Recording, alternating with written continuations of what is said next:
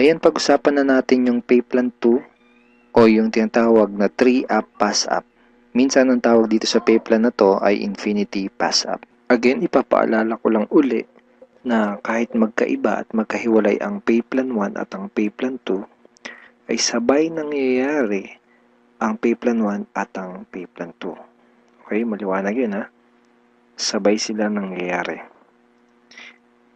In pay plan 2 o yung 3-up pass-up, kikita ka ng $20 sa lahat ng direct referrals mo.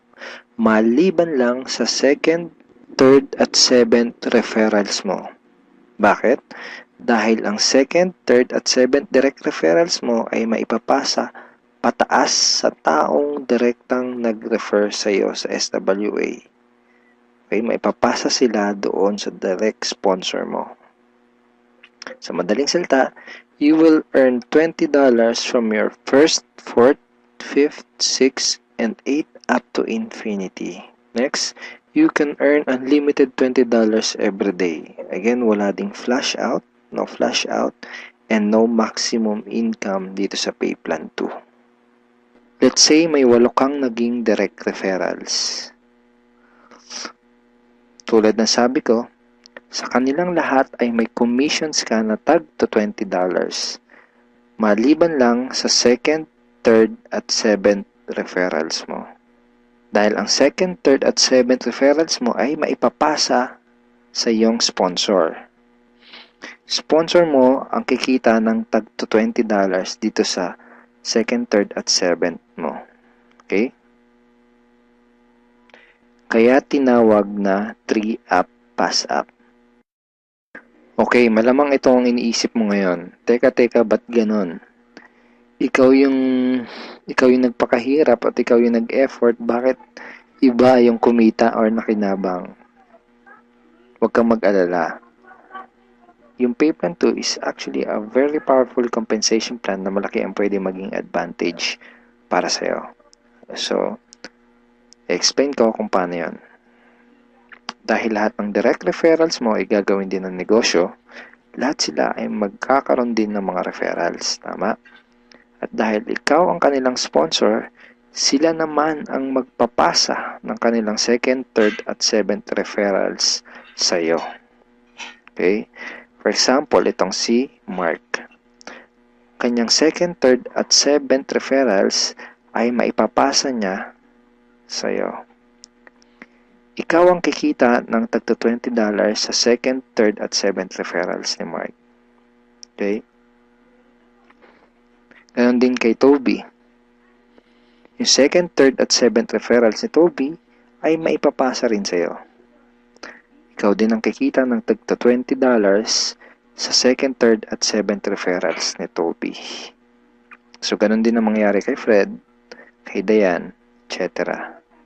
Kikita ka ng tagto $20 sa mga second, third, at seventh referrals ng mga direct referrals mo. Pati itong mga na-pass up sa'yo, kung mapapansin mo parang naging considered as direct referrals mo na rin sila dito sa pay plan 2. So, pati ang mga yan ay magpapasa ng kanilang second, third, at seventh referrals nila sa'yo. Darating yung time na araw-araw ka nang tatanggap ng mga tag to $20 sa email mo. Dun sa mga $20 na commissions mo, ganito yung email na matatanggap mo from SWA. Okay, see the $20. Just imagine kung gaano kaganda ang gising mo kung sa tuwing umaga at pagbangon mo sa kama at pag-check mo sa computer mo para i-check ang email mo ay hindi mga Facebook notifications ang matatanggap mo, kundi puros $20 in commissions tulad ng mga to. Okay?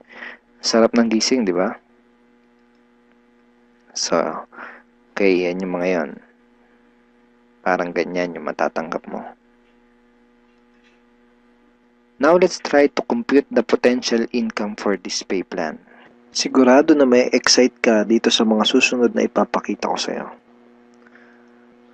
Assuming na mayroon ka lang 3 direct referrals who will pass up their second, third, and seventh referrals to you. Okay? So, 3 na magpapasa ng kanilang 2nd, 3rd, and 7th. So, 3 times 3, that's a total of 9 times $20 yung SWA Pay Plan 2 commission times $20, that's a total of $180. So, in peso, that's 8,100 pesos. Now, yung 9 na yun ay considered as your direct referrals na rin sa Pay Plan 2 lang. Okay? Ibig sabihin, yung 9 na yun ay magpapasa ulit ng kanilang 2nd, 3rd, at 7th sa'yo. So, 9 times 3 equals 27 times $20 commission, that's a total of $540 or 22,680 pesos. Then, yung 27 na naipass up lang sa'yo ay again considered na rin as your direct referral sa Pay Plan 2 ay again magpapasa ng kanilang 2nd, 3rd, and 7th sa'yo. So, times 3 again equals 81 times $20, that's a total of $1,620. In peso, that's 68,040 pesos. And then again, yung 81 na yun, magpapasa up ulit ng kanilang 2nd, 3rd, and 7th. So, times 3, that's a total of 243 downlines times $20, and that's a total of $4,860. 204,120 pesos. So, again, yung 243 na yun, magpapasap ng kanilang 2nd, 3rd, and 7th.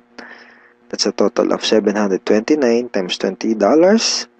That's $14,580. In peso, that's 612,360 pesos.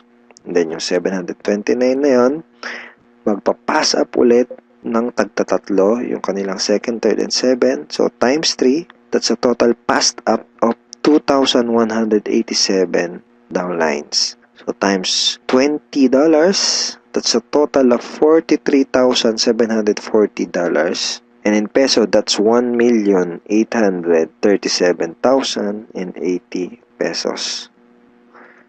Grand total commissions is $65,520 or 2,751,840 pesos. And that's potential income just for Pay Plan 2. And hindi pa dito nagtatapos yung pwede mong kitain, pero pwedeng mas malaki pa ang iyong kitain kung ituloy-tuloy mo gawin yung iyong SWA business. So I hope na-excite ka dito sa pwede mong kitain dito sa opportunity na to. Okay, so FAQs muna tayo. Yung 2nd, 3rd, at 7th referrals ko ba na naipass up ay mawawala sa matrix ko? And the answer is no. Passing up only happens in Pay Plan 2 and not in Pay Plan 1. So, yung mga referrals na naipapass up, sa Pay Plan 2 lang yun nangyayari at hindi sa Pay Plan 1. All your direct referrals will stay in your matrix and they will always follow you. Ibig sabihin, yung mga direct referrals mo, intact yun doon sa matrix mo at lagi lang silang magpa-follow sa'yo sa Pay Plan 1. Okay, next question. Pwede bang kumita sa Pay Plan 2 kahit wala akong ma-refer or sales? The answer is no. You only make commissions in Pay Plan 2 when you refer someone. Kita ka lang sa Pay Plan 2 kapag may na-refer ka. Or if your direct referrals pass up their 2nd, 3rd, and 7th to you. In other words, hindi ka kikita sa Pay Plan 2 kung wala kang mga direct referrals. Sa Pay Plan 1 lang posible yung pwede kang kumita kahit wala ka pang na-refer. Pero sa Pay Plan 2, hindi yun possible. Kung may mga additional questions ka pa, at kung may mga part ka na hindi naintindihan doon sa pay plans ng SWA, pwede mo uling panoorin itong mga video na to para mas maintindihan mo ng maigi yung compensation plan or yung pay plans ng SWA.